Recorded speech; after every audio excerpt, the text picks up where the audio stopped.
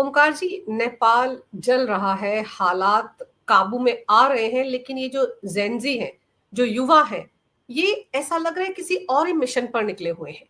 लेकिन इस बीच जो एक नाम है जिस पर रजामंदी बनती दिख रही है, कहा जा रहा है कि 4 घंटे की वर्चुअल मीटिंग के बाद ये तय हुआ कि सुशीला कार्की, जो कि सुप्रीम कोर्ट की चीफ जस्टिस रही हैं, उनके नाम पर रजामंदी बन गई है।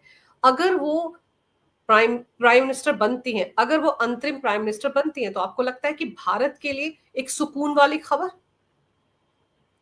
देखिए, जो भी अंतरिम व्यवस्थाएं किसी देश में होती हैं, वो कुछ समय के लिए होती हैं।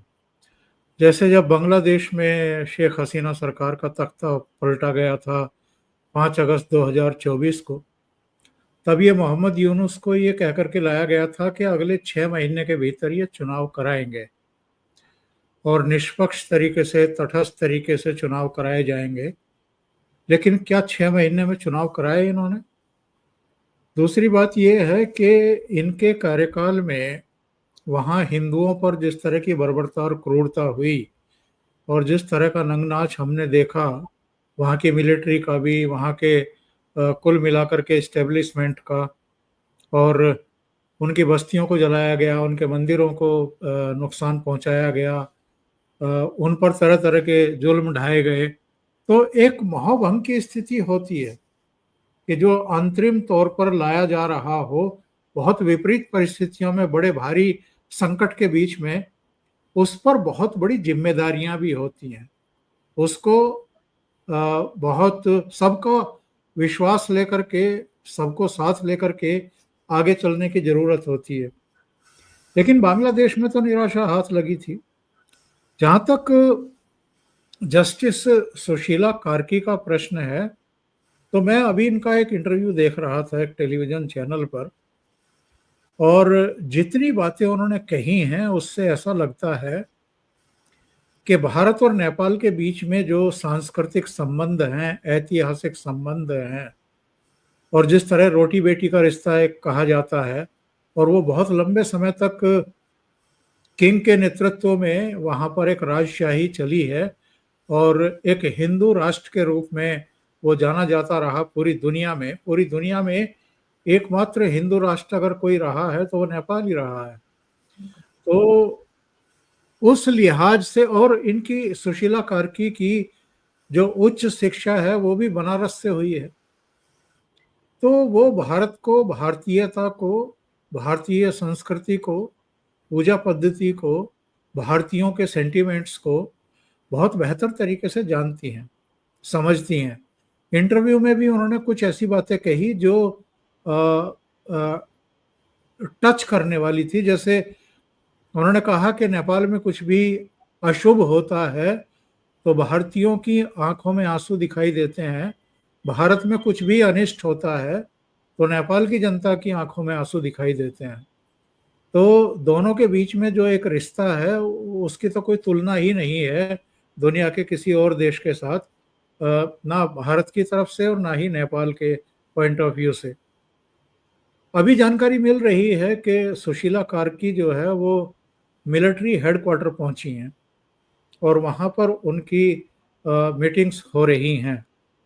इसका मतलब ये है कि जिनको जेड जैन नाम दिया गया है, तो जैन जेड दिया गया है नाम जिनको, जो 2000 के साल के बाद की पैदाइश हैं, जिन्होंने ये सब किया है, ऐसा कहा जा रहा है। अब इनके पीछे कौन है, कौन सी ताकतें हैं, वो तो निकल करके धीरे धीरे सामने आएगा। लेकिन चलिए मान लेते हैं कि स्वतः स्फूर्त है, वहाँ बहुत बड़ा भ्रष्टाचार था। जो इनकी औलादें हैं मंत्रियों की, प्रधानमंत्री की, दूसरे लोगों की, उनकी जो शानो शौकत थी, उनका जो लाइफ ऑफ स्टाइल था, उसने खास तौर से युवाओं में एक तरीके से आक्रोश पैदा करने का काम किया। और ये सब वो सड़कों पर उतर करके उन्होंने किया। एक तो इस तरह की हिंसा का, इस तरह की आगजनी का, इस तरह की तोड़फोड़ का, और टॉप लेवल पर बैठे हुए लोगों के साथ इस तरीके से उनके कपड़े फाड़ करके नदियों में फेंक देना या उनके साथ क्रूरता करना, एक पूर्व प्रधानमंत्री की पत्नी की हत्या कर देना, उसको जला करके मार डालना, पार्लियामेंट को आग लगा देना, और यहाँ तक के खबरें आ रही थी कि पशुपतिनाथ मंदिर को बंद करना पड़ा, क्योंकि इस तरह की सूचनाएं आ रही थी कि उस पर भी अटैक किया जा सकता है। तो ये किसी भी देश के लिए कोई शुभ संकेत है नहीं। तो ऐसे में अगर ये यूथ जो इस तरह की कार्रवाई में लगा हुआ था, उसकी 4 साढ़े 4 घंटे की कवायद के बाद जो भी चेहरे सामने थे, जो भी नाम सामने थे, मुख्यतः 3 लोगों के नाम आ रहे हैं। इनमें 2 ये थे जिनमें मेन मुकाबला माना जा रहा था, एक काठमांडू के मेयर बालेंदु शाह और दूसरे सुशीला कार्की जी। तो इसमें फिर सुशीला कार्की, चूंकि किसी दल से इनका कोई ताल्लुक नहीं है, इनके पति जरूर कांग्रेस में एक लीडर रहे हैं, वो भी इनके साथ बनारस यूनिवर्सिटी में पढ़ते थे, उसी दौरान दोनों संपर्क में भी आए थे। तो सुशीला कार्की चूंकि एक बहुत हार्ड और बहुत न्यायप्रिय चीफ जस्टिस के रूप में प्रसिद्ध हुई, और उसी की वजह से वो कम्युनिस्टों की आंखों की किरकिरी भी बन गई थी। उनके खिलाफ ये महाभियोग प्रस्ताव लेकर के आए थे, तो जिसको सुप्रीम कोर्ट ने ही खारिज कर दिया था, और पार्लियामेंट को फिर अपने कदम वापस खींचने पड़े थे। तो अगर सुशीला कार्की वहाँ की अंतरिम प्रधानमंत्री बनती हैं, तो मुझे लगता है कि उनके नाम पर सब सहमत होंगे, कम्युनिस्टों को छोड़ करके। और चूंकि कम्युनिस्ट जो हैं वो इनके निशाने पर भी रहे हैं, जिन्होंने ये हिंसा की है, जिन्होंने तोड़ फोड़ आगजनी की है, और चाइना का भी जो वहाँ पर दखल था, जी उसने भी आग में घी का काम किया है। और ये सब जो आक्रोश हमें दिखाई दे रहा है, एक्चुअल में ये चीन की दखलंदाजी, कम्युनिस्टों का आधिपत्य, और वहाँ जो इंस्टीट्यूट्स वगैरह में और दूसरी जगहों पर उन्होंने अपने गुरके बैठाए, और जिस तरह लोगों का, खास तौर से यूथ का ब्रेन वॉश किया, उनको एथेनिक बनाया, ये हिम्मत क्या आज तक नेपाल में किसी की पड़ी कि वो पशुपतिनाथ मंदिर पर भी अटैक की साजिश रचे? तो ये जो वहाँ परिवर्तन हो रहे हैं, ये सब कम्युनिस्टों की साजिशों का परिणाम है, उन्हीं की देनदारी है। तो बिल्कुल। अब मुझे लगता है कि नेपाल में आगे अच्छा हो, शुभ हो, ये जो इस समय स्थितियां परिस्थितियां हैं, ये ख़त्म हो। कई जेलों से जिस तरीके से कैदी भागे हैं, ये अपने आप में चिंता का कारण है, और एक अनार्की की सिचुएशन वहाँ पैदा हुई है। तो मुझे लगता है कि एक अच्छा नाम है, इनको अगर अंतरिम प्रधानमंत्री के तौर पर नियुक्त किया जाता है तो मुझे लगता है ठीक रहेगा। बिल्कुल सही कह रहे हैं आप सर। जैसे आपने बताया कि इंटरव्यू में भी उन्होंने भारत के प्रति जो सम्मान बताया है, जताया है, उससे लगता है कि उनका रवैया भारत के लिए अच्छा रहेगा, क्योंकि हम सब जानते हैं कि जब से कम्युनिस्टों का राज हुआ वहां पर, जब से तथाकथित लोकतंत्र नेपाल में आया राजशाही के बाद, तो उसके बाद से भारत के रिश्ते नेपाल के साथ बहुत अच्छे नहीं रहे हैं। और आप ये देखिए ना कि भारत के जितने भी मीडिया हाउसेज है, टीवी चैनल्स है, उनके सब रिपोर्टर जो वहां पर रिपोर्टिंग करने के लिए गए हैं, उनके साथ भी मार पिटाई हुई है। कितने सारे रिपोर्टर अस्पताल में भर्ती हैं सर।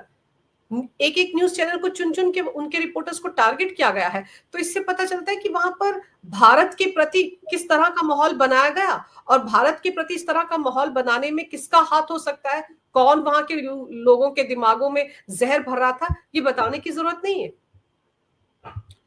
आप बिल्कुल सही कह रही हैं। वहाँ का जो कांतिपुर दैनिक है, उसकी बिल्डिंग को भी आग लगाई गई, और जो मीडिया के लोग बाहर के देशों के भी गए हुए थे, उनको भी पीटा गया है, उनके टीम के ऊपर भी अटैक किए गए हैं।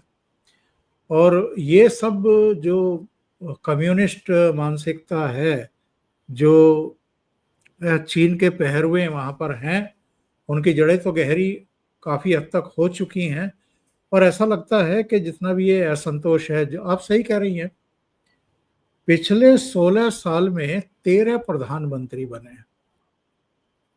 यानी मुश्किल से एक सवा साल, किसी ने तो 1 साल भी पूरा नहीं किया है।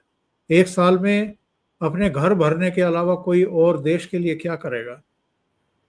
तो वहाँ पर जिस तरह का भ्रष्टाचार है, और ये जो केपी शर्मा ओली है, इसके बारे में तो कहा जाता है कि 1,40,00,000 के आसपास तो स्विट्जरलैंड के बैंक में जो इसकी राशि जमा है उससे ब्याज ब्याज आता है। तो इससे आप अंदाजा लगाओ कि किस तरह से ये भ्रष्टाचार में डूबे हुए हैं। और ये तो एक्चुअल में माओवादी संघर्ष के गर्भ से पैदा हुए लोग हैं सारे। और वहां पर एक चीनी महिला राजदूत ने किस तरह के गुल खिलाए थे इसी केपी शर्मा ओली के पहले कार्यकाल में, वो कौन नहीं जानता है। लिपुलेख, काला पानी, ये सब इलाके इन्होंने नेपाल के नक्शे में दिखा दिए थे जो भारत का हिस्सा है। वो सब किसके इशारे पर हुआ था? वो उसी राजदूत के इशारे पर हुआ था जो चाइना की भेजी हुई थी, जिनको हनी ट्रैप कहा जाता था उस समय। और केपी शर्मा ओली के दफ्तर में, प्राइम मिनिस्टर के ऑफिस में, उनके रेजिडेंस पर वो जब चाहती थी वहां पहुंच जाती थी।